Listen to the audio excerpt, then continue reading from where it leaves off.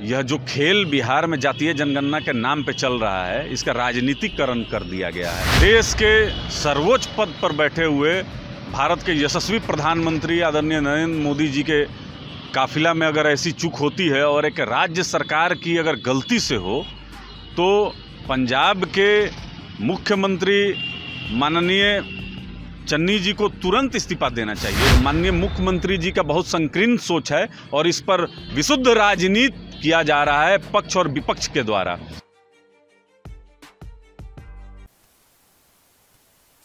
प्रधानमंत्री मोदी के काफिले में चूक की बात निकलकर सामने आई और 20 मिनट तक उनको इंतजार करना पड़ा, जिसको लेकर भारतीय जनता पार्टी ने कांग्रेस पर निशाना साधा है और कहा है कि कांग्रेस की सोची समझी साजिश थी।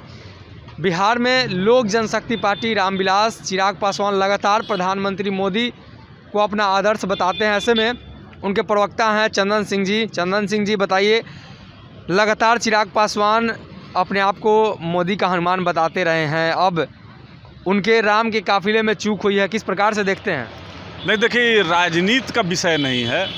देश के सर्वोच्च पद पर बैठे हुए भारत के यशस्वी प्रधानमंत्री आदरणीय नरेंद्र मोदी जी के काफिला में अगर ऐसी चूक होती है और एक राज्य सरकार की अगर गलती से हो, तो पंजाब के मुख्यमंत्री माननीय चन्नी जी को तुरंत इस्तीफा देना चाहिए। देखिए, प्रधानमंत्री का जो काफिला का जो रूट तय होता है वो एसपी जी और प्रशासन के लोग करते हैं, जो लोकल प्रशासन के लोग करते हैं, और कहीं ना कहीं इसका पहले लीक कर जाना यह सुरक्षा में बहुत भारी चूक है और कहीं ना कहीं देश को इसकी बहुत भारी कीमत चुकानी पड़ती।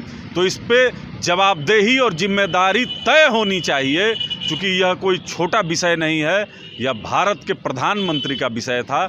यह बहुत गंभीर विषय है और इसको संज्ञान लेते हुए जो दोषी अधिकारी हैं उनको सख्त से सख्त सजा उन पे तय होनी चाहिए। कांग्रेस का कहना है कि गृह मंत्रालय की चूक थी, गृह मंत्री को इस्तीफा देनी चाहिए। नहीं, देखिए, यह केंद्र के अधिकारी हों या राज्य के अधिकारी हों, यह तो जांच का विषय है। किससे चूक हुई है, कहां से यह लीक किया गया है, तो इसमें जवाबदेही तय होनी चाहिए। वह या केंद्र सरकार से हो या राज्य सरकार से हो, जो अधिकारी इसमें संलिप्त हों उन पे कार्रवाई होनी चाहिए। बिहार में जातीय जनगणना को लेकर जो बातें चल रही है, अब उसमें राजद ने आज नीतीश कुमार का समर्थन किया है, आप लोगों का क्या स्टैंड है? देखिए, यह जो खेल बिहार में जातीय जनगणना के नाम पे चल रहा है, इसका राजनीतिकरण कर दिया गया है। हमारे राष्ट्रीय अध्यक्ष आदरणीय चिराग पासवान जी ने स्पष्ट कहा था कि समाज में जो वो अंतिम व्यक्ति है जो विकास से कोसों दूर है और केंद्र सरकार और राज्य सरकार के पास वह डाटा उपलब्ध नहीं है जिनके लिए विकास होना है, तो जातीय जनगणना इसलिए ज़रूरी है कि फंड आवंटित होता है जिसके लिए उसका सही आंकड़ा राज्य और केंद्र के पास होना चाहिए। लेकिन पिछले दिनों आपने देखा कि बिहार के माननीय मुख्यमंत्री आदरणीय नीतीश कुमार जी ने सभी दलों के साथ मिलकर माननीय प्रधानमंत्री जी से मुलाकात की। लोक जनशक्ति पार्टी को उसमें सम्मिलित नहीं किया गया, जबकि पिछले विधानसभा में हमको 25 लाख मत मिले थे। तो माननीय मुख्यमंत्री जी का बहुत संकीर्ण सोच है और इस पर विशुद्ध राजनीति किया जा रहा है पक्ष और विपक्ष के द्वारा। जातीय जनगणना से इन लोगों को कुछ लेना देना नहीं है, वह चाहे जदयू हो या बीजेपी हो या आरजेडी हो। लोक जनशक्ति पार्टी रामविलास जातीय जनगणना के पक्ष में है।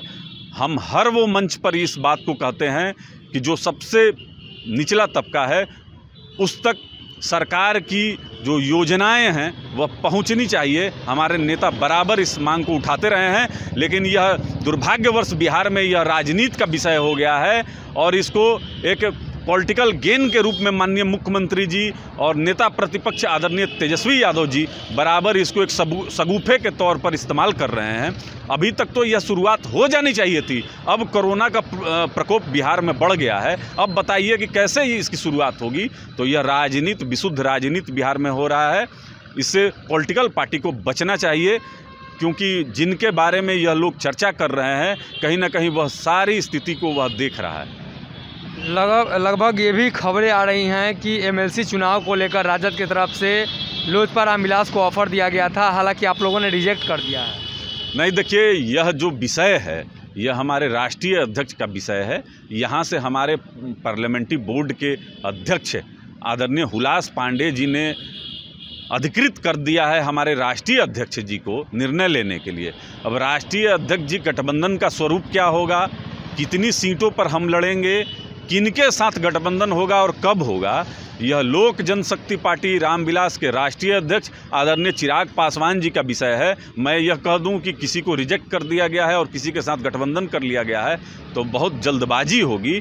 हमारे राष्ट्रीय अध्यक्ष जी का आप संबोधन का इंतजार करें, वो इस पर स्थिति को स्पष्ट कर देंगे। तो हमारे साथ चंदन सिंह जी थे जिन्होंने सभी सवालों का बेबाकी से जवाब दिया है। साथ ही साथ प्रधानमंत्री मोदी के मुद्दे को लेकर साफ तौर पर इनका कहना है कि इस पर जांच होनी चाहिए। बहरहाल इस खबर में इतना ही। बने रहिए हमारे साथ। बहुत बहुत धन्यवाद। अगर ये वीडियो पसंद आई और वह बिहार के राजनीति और बिहारियत से सरोकार रखेनी तो सब्सक्राइब बटन दबा के चैनल के सब्सक्राइब कर ली। ओजे एगो घंटी बा, ओकरा बटन दबा देला से कुल सटीक और मारक खबर रुआ मुफ्त में मिल जाई। अगर रुआ पत्रकारिता के हमनी के नया प्रयोग में सहयोग कर चाहतानी तो ज्वाइन बटन दबा दी। पेटीएम नंबर नोट कर ली 9386 816 700। धन्यवाद।